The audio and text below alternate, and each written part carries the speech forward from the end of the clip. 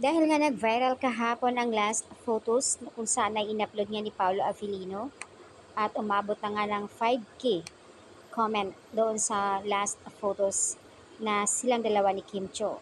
At samantala nag-IG story naman si Kim dito sa photos nilang dalawa ni Paolo kuha sa United Kingdom. Ito po yung suot ni Paolo na naka-red na patawid sila, something nag-shopping sila sa Birmingham. And you know how they say, save the best for last. Well, Kim and Paolo are totally low-key flexing each other in social media, especially in these photos. Pag pikit talaga, inggit, pikit. So, ayan.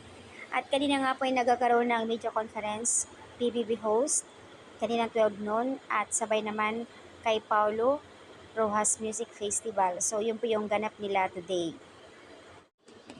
And they are slowly flexing each other, Paulo and Kim Cho.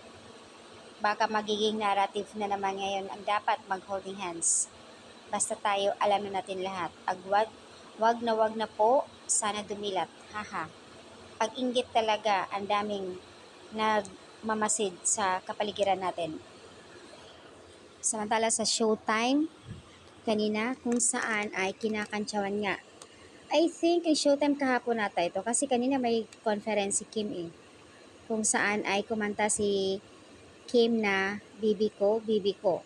Kaya naman ay todo kantsaw ng kapwa ko host niya na sino ang Bibi, sabay ang pagtawa. At si Ryan Bang naman may pagkakantsaw pa kay Kim na sinasabi niya napaka-sweet niyo sa eroplano at yung pagbaba niyo sa elevator. Buti na lang andyan si Chang na sinasabi niya, basta masaya si Kim masaya tayong lahat para sa kanya. So yun po yung last na binitawan na salita ni Chang para sa kanila. At syempre supportive naman ang kanyang kapwa co-host. Yun yung kagandahan sa kanila.